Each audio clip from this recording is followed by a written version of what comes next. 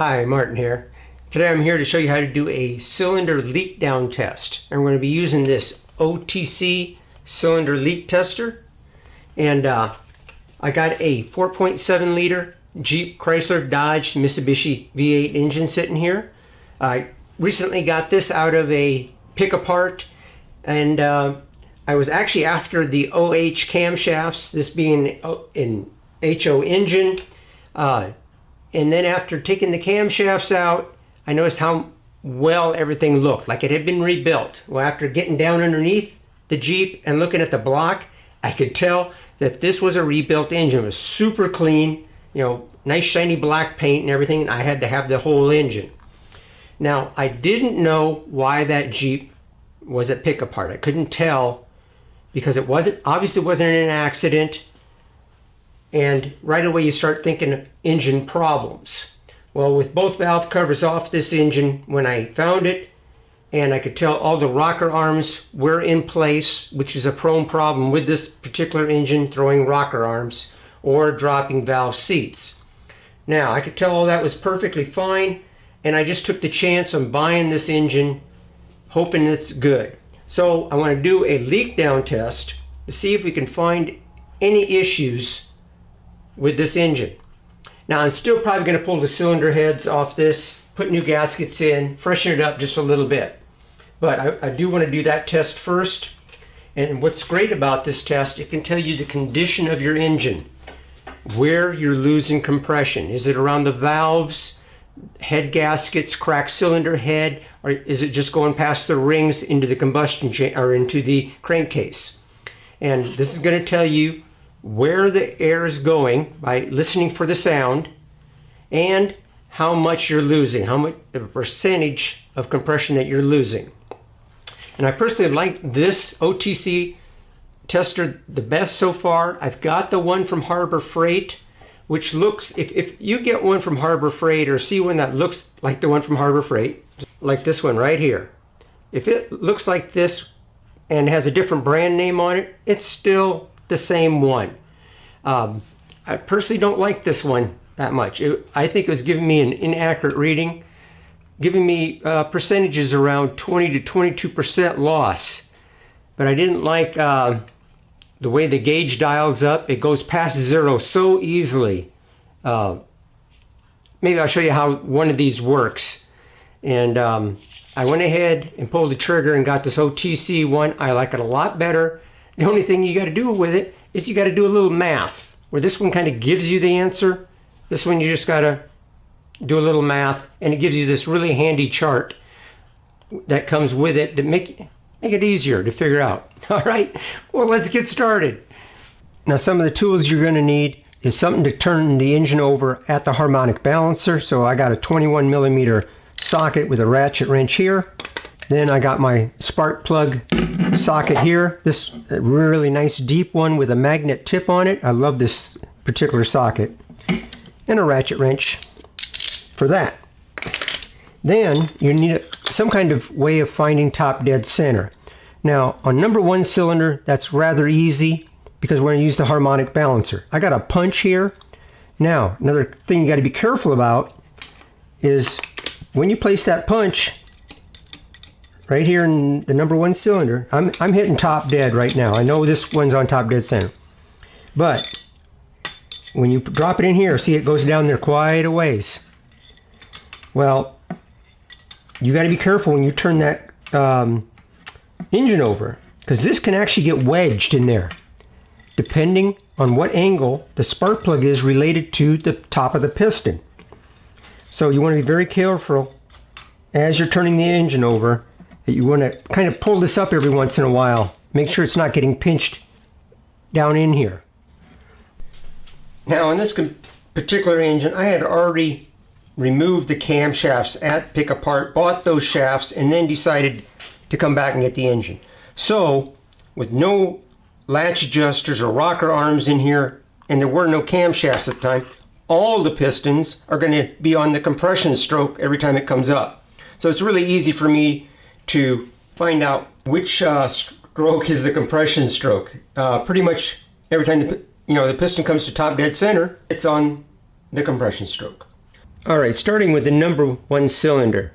To find top dead center, for one, this cover here is marked with a TDC and a little arrow pointing down. Then the harmonic balancer's got a groove right here. Now I got it lined up right now. Let's say we didn't have it lined up. Okay, I can see that mark coming around. And then I would line that up right there. And that should be on top dead center. But if we had the whole valve train in there, we wouldn't know if that was on the compression stroke or the exhaust stroke. And that could easily be found if, once we apply air, if there is air just rushing through one of the valves, then you probably don't have it on the compression stroke. All right, and you have to turn the engine another 180 degrees. Now the directions tell you to warm up the engine sufficiently and then turn it off, remove all the spark plugs to do this test. Obviously, that is the way most leak down tests are done, is with the engine in the vehicle, because you're looking for some possible problem with the engine. Where is, you're having a power loss or some kind of valve issue or something like that. Now, of course, with this engine being out of the vehicle already, and I went ahead, removed all the spark plugs, and on this engine I've also removed all the rockers and lifters on here. So basically all the valves are already closed. Now I will go ahead and bring it to top dead center, and I'll show you how I do that for each of the cylinders. Now with the spark plug removed, I'm going to just use like this steel punch to find top dead center. What I'm saying is I'm going to drop it down inside one of the cylinders, rotate the engine, and watch this come up and down. And that way you can tell when it's at top dead center. Now, a word of caution before using one of these: depending on the angle of the spark plug hole relative to the piston, this can actually do some damage. You could do damage to this or your engine. And whatever you do, don't use a wooden dowel or let's say a pencil or something, because what can happen, it'll get pinched in here and break a section of that pencil off or a dowel, and then it'll be stuck down inside here. I've actually had that happen once before, and that was tough to get out. I actually was able to blow it out through the exhaust valve. All right, so I'm rotating the engine, and right there you can probably see that coming up. See right there, it wants to wedge already. That's what I'm saying, you got to be really careful. So kind of, see, look how it wants to wedge. Okay, I'd say we're getting really close right here.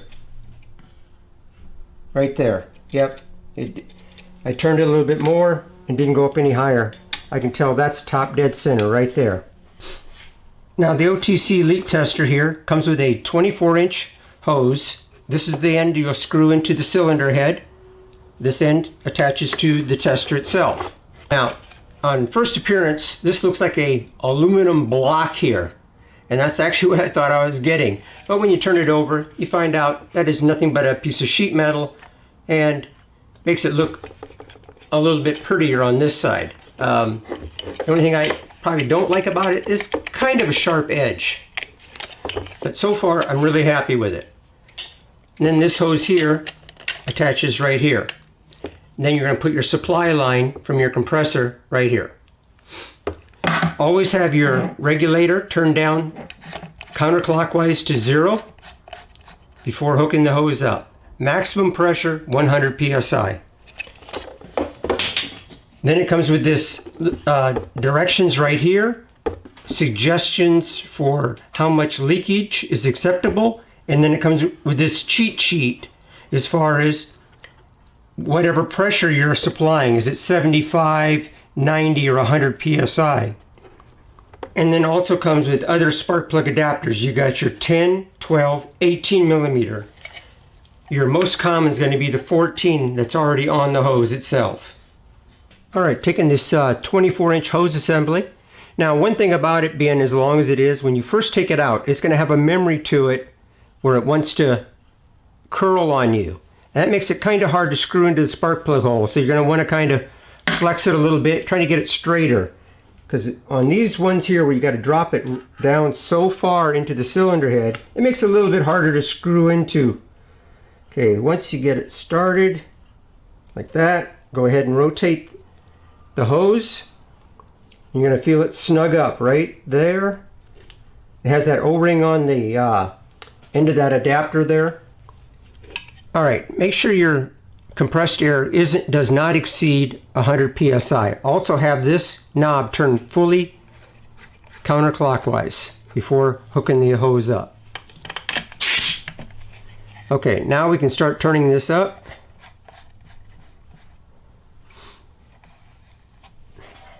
And actually you can go ahead and hook this hose up.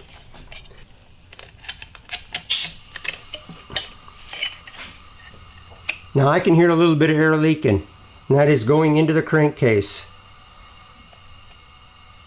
And we're going to bring this up to 75 psi.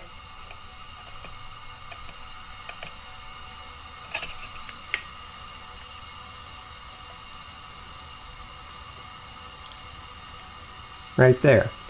And then you read this gauge over here on the right, and we're looking at about maybe 71 psi. That looks pretty good. Now you can go to your cheat sheet or get out your calculator to figure out the percentage of loss.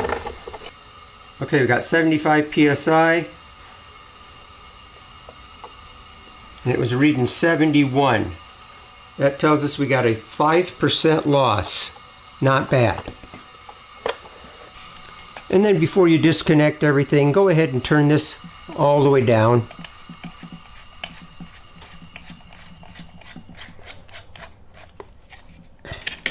And now we can move on to the next cylinder. But before we do that, I want to show you the Harbor Freight one. Now, one thing, it does have a shorter hose on it. Actually, in a way, I kind of like this part of it better. It stays straighter, and it makes it just a little bit easier to get started into the hole. Okay. Now again, do not exceed 100 psi. Okay, when you do this one here, you're going to rotate this regulator and you're going to bring this gauge to 0. Now I'm going to show you one of the things I do not, it's very touchy. When you get close to 0, stop adjusting the regulator. And you're going to see this keeps continuing a little bit. There, it's still climbing. Still climbing. And see, that's one of the things I didn't like about it. Now, let's say, you think you can just adjust that back to bring it to 0. Let's do that. Okay, right there. We're pegged on 0. Now, I'm going to hook that up, and I'll show you what happens here. Okay, I'm going to hook the hose up. And it went right to 100% loss. But I don't hear any air. And this gauge here even went down to nothing. Now, what that's telling me is do never back up the regulator portion of this. Bring it up to 0 and leave it. If it goes over, I would go ahead and test it there or start completely over. Back this all the way back down again, bring it up again. And it'll give you more of an accurate reading. Here, I'll show you real quick with one. Adjust the regulator here. Whoa. It's still climbing a little bit. See, it's still climbing. That's what I don't like about this. So, now I stopped adjusting. You see it's still climbing. I'm going to turn it up a little bit more.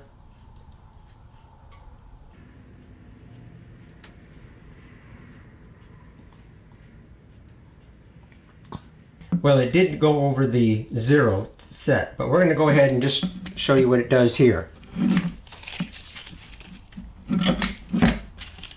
Hooking the hose up.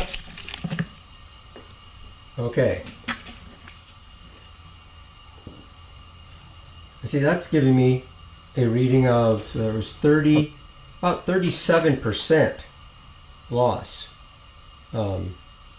That's one thing I just do not like about this thing. I don't think that's accurate at all. Why is it only showing 10 psi over on this side? I just don't care for this tester at all. Now, of course, if you're doing this test on an engine that's still in your vehicle and you're trying to find out where the leakage is, remove the radiator cap, remove your oil fill cap as well, and that way you can hear if this loss is coming from the crankcase or maybe past a head gasket or a crack in the cylinder head or in the cylinder wall itself, and you see it coming into the cooling system. Now, with that one cylinder we just tested, and it being at top dead center, there's always on these V8s is another cylinder that's already at top dead center. Now, technically it wouldn't be on the compression stroke, but since I got my rocker arms and latch adjusters all removed, it is technically on a compression stroke, so to speak. So I can go ahead and test this one right away as well.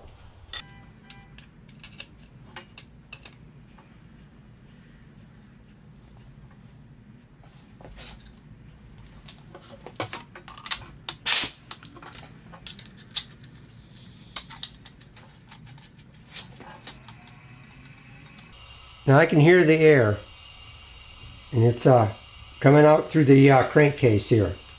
I'll bring this up to 75 psi right there, and again we're right at what I'd say 71 psi. So again, that's what, a 5% loss. So 2 for 2 cylinders are exactly the same. That's good news. Now I could go ahead and test all the cylinders, and you want less than a 10 psi difference from one cylinder to the other. All right, bringing the next cylinder up to top dead center. Catch the hose.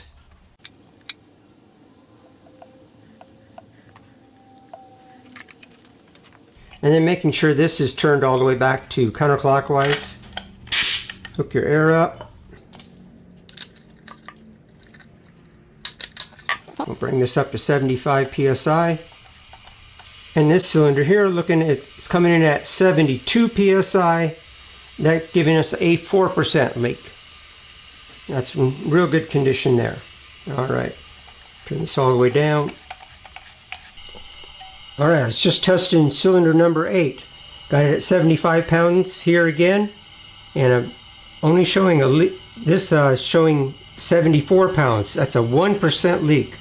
This cylinder is really good, but it's still within tolerance. You don't have that big of a difference between the worst cylinder and the best cylinder. Okay, I got all 8 cylinders done. I went ahead and wrote all the information down right there. And as you can see, number 8 was the best cylinder at 1% loss, and the worst was 5%. And I had that on 3 of the cylinders, with the other cylinders coming in all at 4%. Actually, it seems like a really good engine that I purchased out of Pic-a-Part for $260. And I really like this OTC leak down tester. I love the way it performs. All you gotta do is a little math, and cheat sheets already supplied there with the kit. So it's very simple. And yeah, I'm excited about getting this engine now put into either my 04 Grand or my 01 Dakota. I haven't decided that yet. I am still probably going to pull the cylinder heads, clean everything up, and I want to put some APR head bolts into it, some good head gaskets, and then I got a few mods that I've done to these 4.7s in the past. So if you found this video helpful and informative, sure appreciate the thumbs up. That helps out the channel. And if you've never subscribed to me before, please hit that subscribe button right down there and that little bell symbol right next to it. That way you get notified the next time I upload a video. And I'm also an Amazon affiliate. Please check out the links down in the description where you'll find links to products and tools that we used in the video. And you can do all your Amazon shopping through one of those links, and that helps out support the channel. Thank you. I really appreciate that. And thanks again for watching, and we will see you on the next one.